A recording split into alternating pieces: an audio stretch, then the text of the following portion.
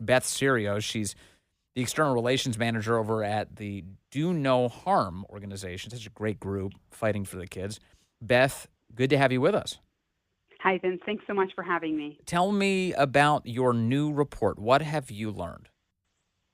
Well, we've learned a lot. So this week, Do No Harm released the Stop the Harm database, which is essentially an analysis of insurance claims data, which is publicly available. And we analyze all claims for children with a gender dysphoria or related diagnostic code who received a treatment at a U.S.-based facility, medical facility between 2019 and 2023. So the treatments that we looked at was any child who received a cross-sex hormone, puberty blocker, or a surgical intervention. And unfortunately, what we found was quite staggering. So we know that across the country, over about 14,000 children, and this is at a minimum, this is a conservative analysis, have received these life-altering treatments at U.S.-based medical facilities. Over the course of what time frame? Between 2019 and 2023, so a 5-year time frame. Between 2019 and 2023, 14,000 children have been subjected to either cross-sex hormones, puberty blockers in order to change their gender, and surgical interventions. In other words, like having their genitalia disfigured in the service of this ideology.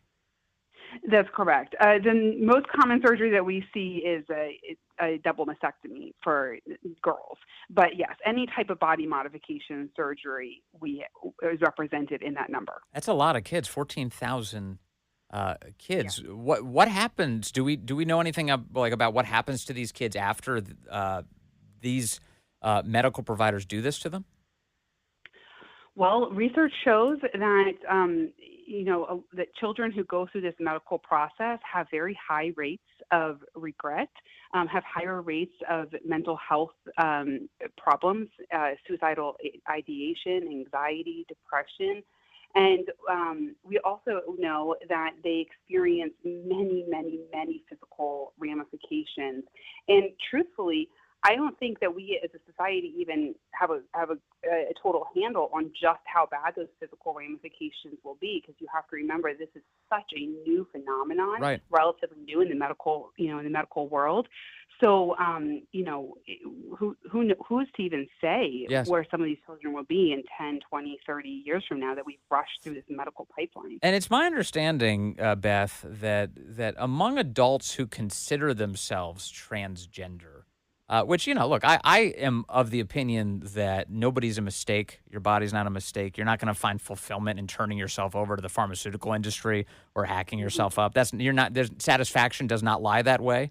But among adults who say that they are transgender, my impression is that they're opposed to kids being hacked up, aren't they? I would say that's by and large accurate. I would say that generally speaking, just your average American adult, whether they're willing to say it or not publicly, they know that this is wrong. This does not sit well with people. That's why there's such an effort to actually deny and hide that they're doing it. We wouldn't really need to have this database published if the medical facilities were honest about what they're doing, but they're not, and that's because it's not popular. It's Yes. not. It's your common sense adult understands that we don't just chop off a healthy girl's breast because they went through a brief phase of saying that they want to be a boy. So certainly many adults who even identify as transgender would agree with that same Yes. sentiment. The thing that I've heard a lot is that even people in that cohort are saying, no, wait until you're an adult so you can make these decisions for yourself. But that's not the way these kids are being treated. And it seems to me that the other piece is that part of this is that parents are being cowed into this, that they're being fed all sorts of lies about what the future looks like for their kid unless they turn that child over to this industry. Yes, parents unfortunately are experience a lot of pressure they're fed a very common lie. I'm sure you've heard this line before. Would you rather have a dead son or a living daughter? Essentially making parents feel that they're in an impossible situation, that many parents don't feel that it's right, don't necessarily want to medicalize their child, but then they're told by doctors and medical professionals, people that they trust, that if you don't do it, then you will be responsible for your child committing suicide. Now, we know that the research does not support this absolutely heinous claim. We know that suicidal ideation increases after a child is medicalized.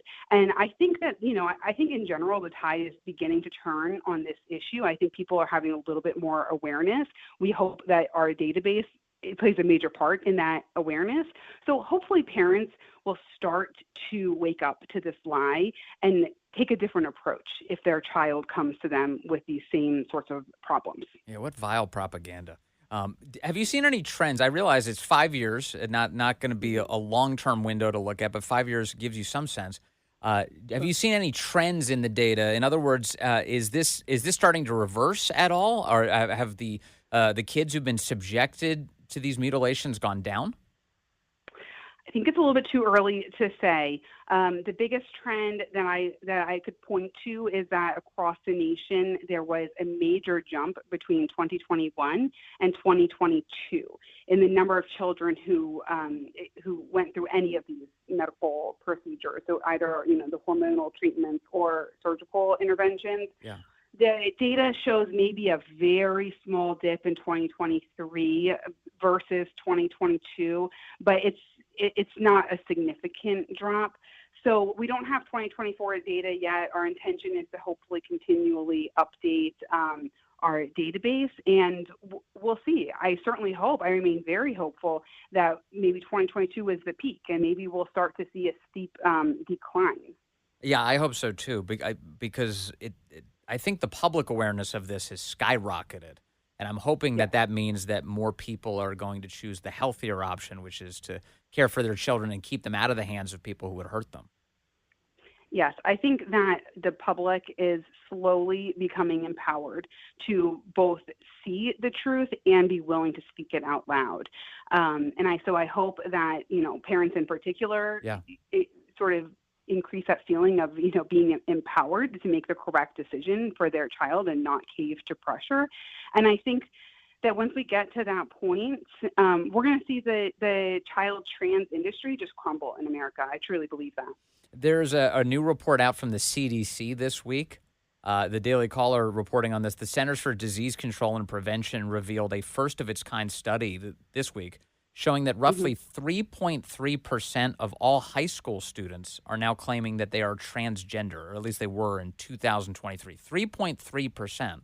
Surveyors Wow. for the CDC collected data from 20,103 students from public and private high schools last year, and they found that transgender teenagers are more likely to report bullying. 40.1% of the respondents who said they were transgender said they were bullied at school, compared to female students at 20.3% and males at 14.8%.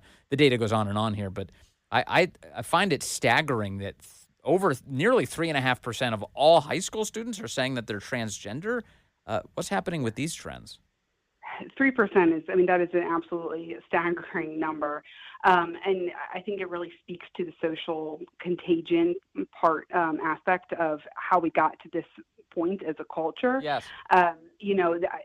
Gender dysphoria has always been a thing. It's always been historically accepted that it's a very, very, very small part of the population. But as teenagers become more aware of this and have access to social media and their more peers are identifying this way, for many peers, it gives them a sense of belonging, that they're uncomfortable with their body. What teenager isn't, especially as early high schoolers, late middle schoolers going through puberty. Yeah. And so then they're on the internet or on social media, and they're learning that, there's an answer. I'm not really comfortable with my body. Well, that's because I'm not a girl in the first place, So, they're children. They can't, their critical thinking skills are still developing. And so they're told that it's an answer, and then all the adults around them immediately affirm it. So to me, it makes perfect sense that that many children would identify as transgender. Yeah, it's so deeply unfortunate, but you're right. The social group, the peer pressure is immense. It always has been, but now it's in is resulting in something very toxic and very unhealthy. I talked to a father recently who kind of gave us an update over time. Beth, he had called me 2 years ago and said, "Hey, my basically, I've got this issue. My kids in the public school and all the friends are all being transgender, they say, and convincing her that she is." And he pulled her out of that school and called me back 2 years later, said, I put my kid in a private school, a Christian school, Hmm. and things are so much better now. She's in such a healthier place. She looks back on that era with some regret, felt like that was a very dark moment for her. But he took action and he was able to rescue her from this. Absolutely, absolutely. I think that's what many parents find that they need to do. You know, if your child's in the throes of this, experiencing this discomfort with their biological sex, there's probably a reason, and it might be possible as a parent. Hopefully, it's possible to Yes. remove that reason from their life. So, if it's social media that is influencing them, it's their cell phone, then your child might need a break from that. Yeah. Yeah, I know. My parents were always big on this. You are who your friends are. That was one of the conversations Yeah, at home. And so they age were, old wisdom. yeah, they were always keeping track of who we were hanging out with. Hey, Beth Serio from Do No Harm. I love your group, and I'm so grateful to have you on the show today. Thank you very much for doing this. Thank you so much. That's Beth Serio, Do No Harm.